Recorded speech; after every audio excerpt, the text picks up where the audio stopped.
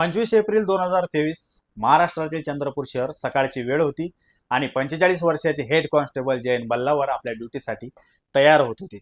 जयंतजी Chandrapur police स्टेशनमध्ये तैनात होते आणि एक प्रामाणिक पोलीस कर्मचारी म्हणून त्यांची चांगलीच ओळख होती. त्या दिवशी सर्व काही नेहमीप्रमाणे वाटत होते. त्यांनी पूजा केली, गणवेश घातला. त्यांची 19 वर्षाची मुलगी आर्या, जिच्यावर त्यांचे जीवापाड प्रेम होते, ती त्यांच्यासाठी नाश्ता घेऊन आली. तिने आपल्या वडिलांसाठी मोठ्या प्रेमाने एक मिल्कशेक बनवला होता. जयंतजींनी मिल्कशेक पिला आणि ते आपल्या कामासाठी कलेक्टरेटच्या ॲडमिनिस्ट्रेटिव्ह बिल्डिंगकडे निघाले.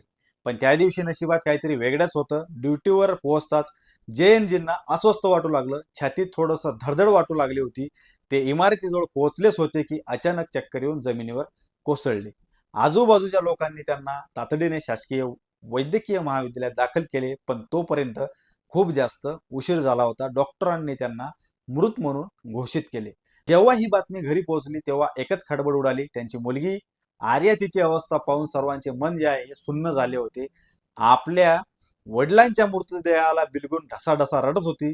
त्या रडणाऱ्या चेहऱ्यामागे एक भयानक रहस्य दडलेले असेल याची कोणाला थोडी सुद्धा कल्पनाही नव्हती. सुरुवातीच्या पोस्टमॉर्टम रिपोर्टमध्ये कोणत्याही प्रकारच्या संशयास्पद गोष्टींचा उल्लेख नव्हता. त्यामुळे हा नैसर्गिक मृत्यू किंवा हृदयविकाराचा झटका मानला गेला. अंत्यसंस्कार झाले आणि संपूर्ण पोलीस विभाग बल्लावर कुटुंबियांच्या पाठीशी उभा राहिला. नियमानुसार जर एखादा पोलीस कर्मचाऱ्याचा सेवेत असताना मृत्यू झाला तर त्यांच्या कुटुंबियातील एका सदस्याला अनुकंपा तत्वावर नोकरी दिली जाते. आर्या ही जयंतजींची एकमेव वारसी होती. त्यामुळे पोलीस विभागाने तिला तिच्या वडिलांच्या जागी नोकरी देण्याची प्रक्रिया जी आहे सुरू केली. त्याच वर्षी आर्याचे लग्न आशिष शेडमाके याच्याशी झाले. विशेष म्हणजे आशिषलाही त्याच्या वडिलांच्या जागी अनुकंपा तत्वावर पोलीस कॉन्स्टेबलची नोकरी मिळाली होती. सर्वांना वाटले की आर्याचे आयुष्य आता सावरले आहे. पण 3 वर्षानंतर 2026 मध्ये या कथेने असे वळण घेतले ज्याचा कोणी कधी विचारही केला नव्हता. मार्च 2026 म्हणजे याच वर्षी अचानक आर्याचा पती आशिष शेडमाके पोलीस स्टेशनमध्ये येतो आणि असा कबुली जबाब देतो ज्यामुळे संपूर्ण पोलीस दल हादरून जाते. आशिषने कबूल केले की जयंत बल्लावर यांचा मृत्यू नैसर्गिक नव्हता, तर त्यांची हत्या करण्यात आली होती. आणि सर्वात मोठा खुलासा म्हणजे ही हत्या दुसरी कोणी नाही तर त्यांची स्वतःची मुलगी आर्या हिने केली होती. आशिषने सर्वांना सांगितले की 25 एप्रिल 2023 च्या सकाळी आर्याने तिच्या वडिलांना दिलेला मिल्कशेक विषारी होता. तीच आर्या जी वडिलांच्या मृत्यूनंतर सर्वात जास्त रडली होती, प्रत्यक्षात तीच त्यांची मारेकरी होती. जेव्हा तपास सुरू झाला तेव्हा या हत्येमागचे कारणे समोर येऊ लागले. जयंतजींना आर्याचे वागणे आणि तिचे सतत फोनवर असणे खटकत होते. त्यांनी तिला एका मुलाबरोबर पाहिले होते आणि तो मुलगा दुसरा कोणी नसून आशिषच होता. आर्या लहानपणापासून खूप जास्त हट्टी होती, कारण ती एकुलती एक मुलगी होती. त्यामुळे वडील जे म्हणतील ते करत होते.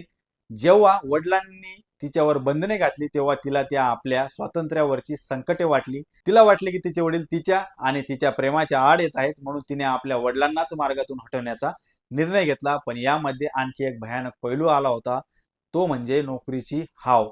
आशिषला अनुकंपा तत्वावर नोकरी मिळालेली पाहून आर्याच्या मनात विचार आला की जर वडिलांचा मृत्यू झाला तर आपल्याला सरकारी नोकरी मिळेल, म्हणजेच एका दगडात दोन पक्षी, स्वातंत्र्यही मिळेल आणि नोकरी. आर्याने आशिषला विष आणायला सांगितले. आशिषने आपल्या एका 13-14 वर्षाच्या अल्पवयीन चुलत भावामार्फत मोंटी उर्फ चैतन्य नावाच्या व्यक्तीकडून 5,000 रुपयांना ते विष विकत घेतले. ते विष असे होते की त्याचे परिणाम नैसर्गिक आजारासारखे दिसायचे. वडिलांच्या हत्येनंतर आर्याने असे आयुष्य जगले जणू काही झालेच नाही. तिने इंस्टाग्रामवर स्वतःची प्रोफाईल बनवली, बायोट महाराष्ट्र पोलीस असे लिहिले.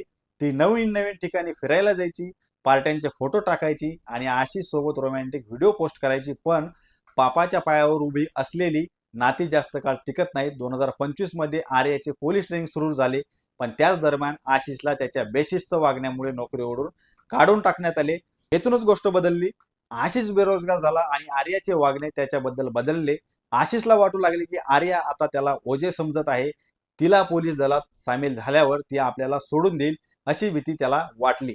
अपमानाने जळालेल्या आशिषने सूड घेण्यासाठी पोलिसांसमोर सर्व सत्य उघड केले. 28 मार्च 2026 रोजी पोलिसांनी आर्या, आशिष आणि विष पुरवठा करणारा मोंटी यांना अटक केली. प्रकरण समोर आले. मानसशास्त्रानुसार जेव्हा एखाद्या व्यक्तीमध्ये हाव किंवा नियंत्रणाची इच्छा इतकी वाढते की नात्यातील किंमत संपते, तेव्हा असे घडते. आर्यासाठी तिचे वडील एक माणूस नसून तिच्या इच्छांमधील एक अडथळा बनले होते. तसेच आशिषचा कबुली जबाब हा पश्चाताप आलेला नव्हता, तर तो इगो आणि सूट घेण्याच्या भावनेतून आलेला होता. ही कथा आपल्याला आठवण करून देते की कधी कधी सर्वात मोठी जखम तीच व्यक्ती देते ज्याच्यावर आपण सर्वात जास्त विश्वास ठेवतो. आजच्यासाठी इतकेच. सतर्क राहा आणि आपल्या माणसांना समजून घ्या. धन्यवाद. अशाच व्हिडिओसाठी आपल्या चॅनलला सबस्क्राईब करा, शेअर करा आणि लाईक करा.